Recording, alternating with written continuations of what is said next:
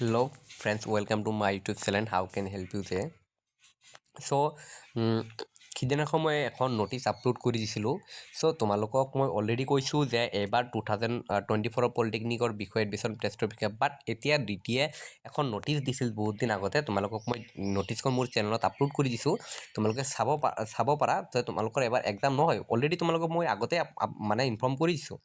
চ' আজি কথাটো হ'ল যে পলিটেকনিক এডমিশ্যনৰ যিটো নটিচ দিলে এডমিশ্যন নহয়, চ' কিয়ৰ ওপৰত এবাৰ এডমিশ্যন হ'ব এইটোৰ ওপৰত মই এটা ভিডিঅ' ল'লোঁ আৰু কোনসকল ষ্টুডেণ্টে এডমিশ্যন পাব।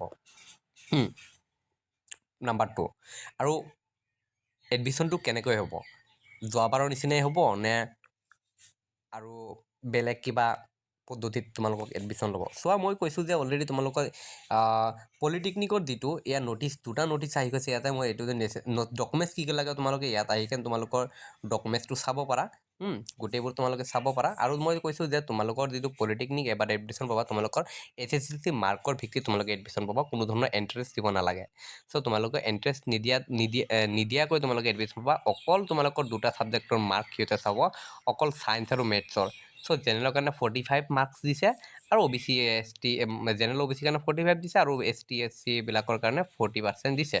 আৰু এতিয়া কথাটো হ'ল, যিসকল ষ্টুডেণ্টে অকল মেট্ৰিক এইবাৰ পাছ কৰিছে সেইসকল ষ্টুডেণ্টে এডমিশ্যন পাব নে বাকী আকৌ যিবিলাক এডমিশ্যন মানে বহুত 3-4 বছৰ আগতে মেট্ৰিক পাছ কৰিছে সেইসকল এডমিশ্যন পাব। চ' কথাটো হ'ল যে তোমালোকৰ এডমিশ্যন তোমালোকে পাছ কৰা নকৰা সেইটোৰ ওপৰত, মানে পাছ এতিয়া কৰিছা 2024ত কৰিছা না 22ত কৰিছা এইটো কোনো মেটাৰ নহয়, বা 21ত কৰিছা। তোমাৰ এজটো কিমান আছে, এজ মানে এজটো নটিছত তোমাৰ এজ কিমান আছে, 21 বছৰৰ, মানে 21 যোন হয় তোমাৰ, মানে 21ৰ আগত যদি থাকা তুমি, তেন তুমি এপ্লাই কৰিব পাৰিবা। এনেকুৱা ধৰণৰ এজৰ ওপৰত ভিত্তি কৰি ডিপেণ্ড কৰি তুমি এপ্লাই কৰিব পাৰা। এনেকুৱা ধৰণৰ পলিটেকনিকৰ কথা আহি যায়। আৰু তোমালোকে যে কৈছা যে এডমিশ্যনটো কেনেকুৱা, চোৱা এতিয়া তোমালোকৰ নটিচ এতিয়ালৈকে অহা নাই যে এডমিশ্যনটো এনেকুৱা এইটো থ্ৰু দি হ'ব। চ' তোমালোকে মেবি কলেজৰ থ্ৰু দিও এডমিশ্যন হ'ব পাৰে। তোমালোকৰ নিয়াৰলি পলিটেকনিক যিবিলাক আছে, যিসকল ষ্টুডেণ্টে পলিটেকনিক পঢ়ি এখন ভাল ইঞ্জিনিয়াৰ হ'ব খোজে, ডিপ্ল'মা ইঞ্জিনিয়াৰ হ'ব খোজে, JE হ'ব খোজে, চ' সেইসকল ষ্টুডেণ্টৰ কাৰণে মই এটা মানে ভিডিঅ' মানে সেইসকল ষ্টুডেণ্টৰ কাৰণে এইটো চেনেলত ভিডিঅ' পাই যায় গোটেই অসমৰ অল আছাম পলিটেকনিক ষ্টুডেণ্টসকলৰ কাৰণে।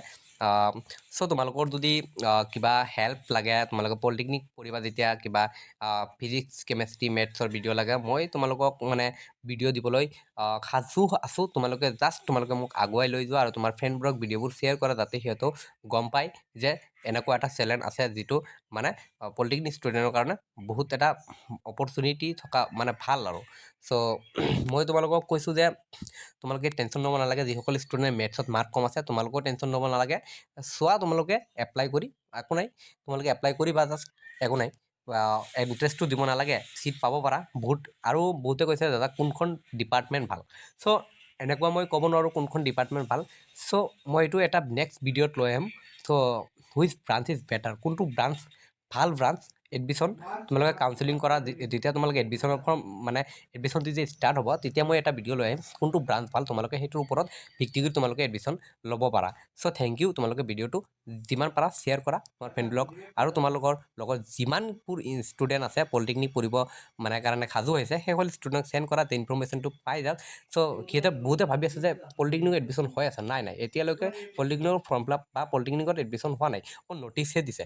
চ' তোমালোকে ভিডিঅ'বোৰ শ্বেয়াৰ কৰা, আৰু লগতে ছাবস্ক্ৰাইব কৰি লগতে বেল আইকনটো প্ৰেছ কৰিবা, আৰু এটা লাইক দিবা, কাৰণ তোমালোকৰ লাইকে আমাক নতুন নতুন ভিডিঅ' বনাবলৈ উৎসাহ যোগায়। কাৰণ লাইক দিলে ভাল লাগে ভিডিঅ' বনাবলৈ তোমালোকৰ কাৰণে। চ' ইনফৰ্মেশ্যন এনেকুৱা ইনফৰ্মেশ্যন পাবলৈ। চ' আৰু পলিটেকনিক তোমালোকৰ ডকুমেণ্টছৰ কি কি ডকুমেণ্টছ লাগে, মই এইবোৰ গোটেই তোমালোকৰ নটিচ এখন দিছোঁ, মই কমিউনিটিত মই দিছোঁ। চ' তোমালোকে তাতে চাব পাৰা, আৰু গোটেইবোৰ দি দিছোঁ।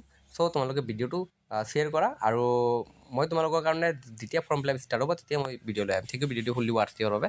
Thank you so' much dear student.